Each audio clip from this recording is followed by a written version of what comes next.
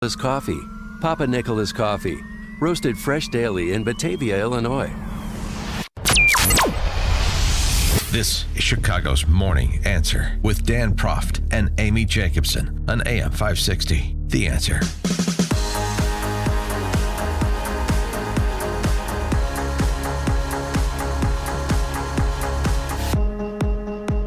Top of the morning, Dan and Amy and Billie Eilish and Woody Harrelson have teamed up. How about that? They have? You know who Billie Eilish is? Are you on up with the times? I've heard of him. You've heard of her because it's a girl. It's busted. You are so old. Oh my God! Justin is laughing and laughing at you. But Justin didn't know who Joe Namath was. Okay. Well, I know who both are, and that's because I'm a multi-generational artist. Billie Eilish, she sings that Bad Guy song. Oh, okay. So you're a tough guy, like you really rough. Yeah, that guy. Just Yeah, can't that get one. enough. All right, that's enough. It's not that good. She's a tough guy. And Woody Harrelson, you know who he is? Yes, he played Joe Biden over the weekend on Saturday Night Live. Yeah, that guy. He went to college with Mike Pence. They were buddies. Well, they've come together to produce a video on climate change. You ready? Oh, no. Oh, yes. Is this fake? Our Earth is warming up and our oceans are rising. Extreme weather is wrecking millions of lives. From California to the Amazon, our forests are burning. We are in a climate emergency. We cannot let this happen on Woody our Harrelson watch. sounds like he's Up reading to a 1 ransom million note. species are becoming extinct character in because Hunger of Games. mankind's actions, and time is running out. History shows us that when enough people rise up and demand change, those in power have no choice but to act. Millions of people around the world are taking to the streets on a climate strike, demanding our leaders listen to the science and act. We must take back power. That means voting for leaders who care about the future of our planet. Join in supporting environmental movements like Greenpeace or Fridays for Future, a global youth movement inspired by Greta Thunberg. And doing what we can to live in a greener lifestyle, like cutting out meat and dairy in your diet and reducing plastic use. Above all, keeping yourself informed and making your voice count. If, like us, you love our planet Earth, follow organizations like Greenpeace and Fridays for Future, and be part of protecting it. After all, it's the only home we will ever have. If you follow us, please. No, he sounds like Haymitch, the character that he played in Hunger Games. Whew. Giving instructions. Giving up meat and what else am I supposed to give up? Dairy, plastic straws, Yeah. of course. Not The only never. reason it was Woody Harrelson and Billie Eilish rather than Pope Francis is because he was unavailable. He was in Africa. Otherwise, it would have been Woody and Pope Francis, I have no doubt. For more on Pope Francis, some of his recent pronouncements, including his criticism of his conservative critics as suffering from a rigid ideology, we're pleased to be joined by Father Gerald Murray. He's a canon lawyer and the pastor of Holy Family Church in New York City, and he's written about some of Pope Francis's pronouncements recently. Father Murray, thanks so much for joining us. Appreciate it. Thank you. Good morning. Good morning.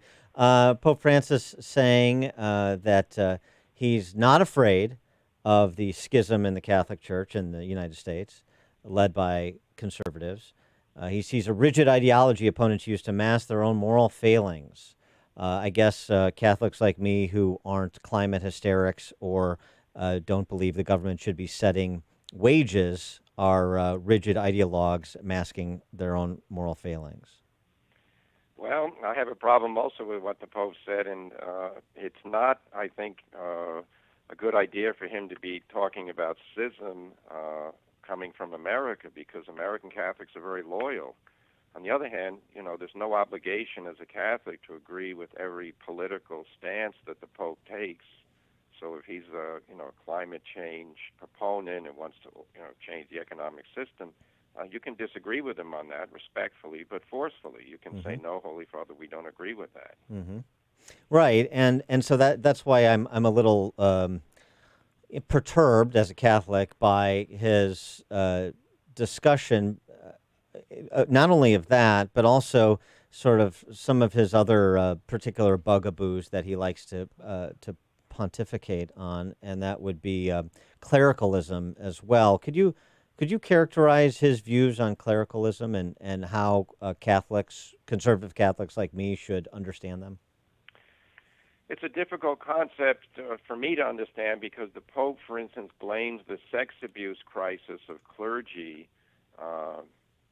on clericalism, which I think he views as an undue power and influence granted to clergy. But, the crisis of sexual abuse of minors has to do with sexual predations by immoral clergy. It's not a question of some kind of clerical establishment. It's people who violate precisely what clerics are supposed to do. So, the Pope is one of the few popes in the history to give these interviews on airplanes and to reporters, and he says a lot of things which are hard to understand. Certainly when he talks about rigidity, he seems to be targeting priests who are more traditional, more conservative, and attributing their view of life and of the church to some kind of psychological problem. And, I think that's ridiculous. This is not the proper way to discuss legitimate questions regarding why people don't agree with everything the Pope says. So, yeah, I'm concerned also, and I pray every day for the Pope, and I pray that he will take a broader view and try to understand that not everyone who agrees with him is suffering some kind of psychological problem. We actually have points of view that deserve to be debated. Well, it's interesting too, because as you want more young people to become priests and nuns, with his assault on how he defines clericalism, he goes after young priests as well. Have you ever he said, have you ever seen young priests all stiff in black cassocks and hats in the shape of the planet Saturn on their heads? Behind all the rigid clericalism, there are serious problems. Why would you be going after the next generation of your clergy?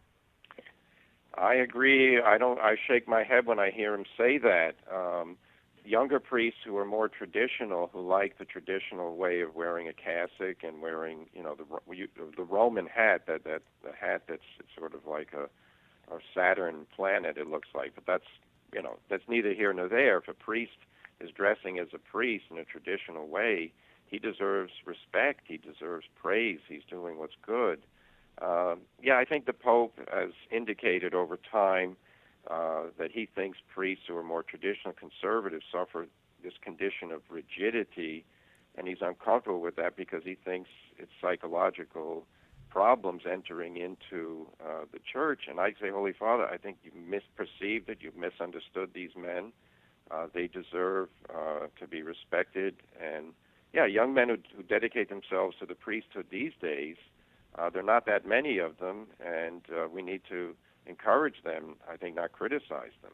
Yeah, and how do you, recruit people to become priests? Because that's got to be an act. Have them listen to. Well, I don't know. That's a good question, Father. I'm sure it's a multi-pronged approach, to be sure. But Pope Francis isn't helping, I would add. Well, it's a problem these days to get young men to consider going to the priesthood because, there's so many evil priests who have been arrested and put in jail because, their immoral lives, their criminal lives. Then there's just this doctrinal confusion. Is the church changing her teaching? What's going on? Fortunately, there are young men saying yes, and we encourage them by saying, go to this seminary where they have solid formation, there's a life of prayer and seriousness. And then also say to them, as a Catholic, we respect and love the Pope, we love our bishops, but when we have a legitimate disagreement with them, there's nothing wrong with expressing it in a respectful way, because otherwise, we're reduced to simply nodding our heads and saying yes to everything, and that's not what the Lord expects of us. How did you interpret this cross that Pope Francis wore that was rainbow colored? There was some misinterpretation of it as some sort of signal of solidarity with the LGBTQ community. And I guess in point of fact, it was representing the different colors on the cross represented different countries in Latin America. But it certainly was easily confused, and some people were suggesting that that confusion was purposeful, that the Pope was attempting to promulgate. Yeah, I don't know what was in the Pope's mind, and I hadn't seen that picture, but certainly I would advise him or any bishop to be careful not to endorse, even by accident, a movement that is opposed to Catholic teaching regarding same-sex attraction, homosexuality. So, the way things are going now, the Pope is being watched all the time. Everything he says is being listened to. So it's incumbent on him, I think, to be careful. It's incumbent on us, of course, to interpret with charity what he's doing. But, when disturbing things happen, we shouldn't pretend they haven't happened. If he's saying that, rigidity is the big problem in the church these days, meaning conservative priests, I would say, Holy Father, they're not the problem. The problem are the immoral and abusive priests and the ones who don't believe in the doctrine and are spreading heresies and bad teaching. That's what we've got to address. Do you think that Pope Francis understands the perspective of the D.C. press corps, probably in other countries as well, but I know the press corps here? They want to cover Pope Francis sort of with his subtext. Pope Francis is the first un-Catholic pope. That's what they really want to. That's what they really want to tell. They want to tell the story about his political positions, not about his views on the catechism. Right. Well, there's the Pope in his political views about economics and ecology and international relations. He very much fits in with the liberal mindset, which is part of the mainstream media. So, they're very much in favor of when he gets up and condemns free market economy. When he tells people that all immigrants have to be admitted to any country they show up at. They love that stuff. When he says other things, which are, of course, Catholic teaching that they don't like, then they ignore him. So, the Pope has condemned quite clearly this movement to legitimize homosexual relations. Homosexual activity is good. He said this is not good. He's condemned, this sort of imposition by the first world on the third world of birth control and abortion. He said this is cultural imperialism. So some things he says are not listened to by the media, but, this is the drama we're going through right now, where so much emphasis is being placed on politics and ecology and economy in a way that really is not the mission of the church. For Catholics who have left the church or are sort of tenuously attached to it, and they're super frustrated by some of the pronouncements we've discussed from Pope Francis here in Chicago, by some of the pronouncements and positions taken by Cardinal Supich. What do you? And it's very much like the sex abuse scandal. What do you say to those individuals who have left the church or are considering leaving the church? So they to help them understand, to separate sort of the men from the faith. Right. Well, it's the Church of Jesus Christ. Jesus founded the church. The bishops and priests and the Pope, we're all servants of the truth and of Christ. So we should never say, well, because this servant isn't doing his job well, I'm going to quit this organization. It's not simply a human grouping. It's not a political party. This is, we say God's family on earth. It's the mystical body of Christ. So we have to stay faithful to Jesus and to his teaching, and that will involve suffering. We have right now, in many places in the world, Christians are being persecuted for their faith, and we have to imitate them. If things are bad because we hear stuff coming from our bishop or the Pope that we find troubling, the answer is not to flee. The answer is to try to understand the Catholic teaching and then respond. He is Father Gerald Murray, canon lawyer and the pastor of Holy Family Church in New York City. Check out his column at thecatholicthing.org on papal standards and questions. I'll tweet that out. Father Murray, thanks so much for joining us. Appreciate it. Thank you, Dan. He joined us on our turnkey.pro answer line. Connect with Dan and Amy on the AM 560 The Answer mobile app. Just text the word app to 64636 to download the app today. And now, the Mortgage Update with Dan Free.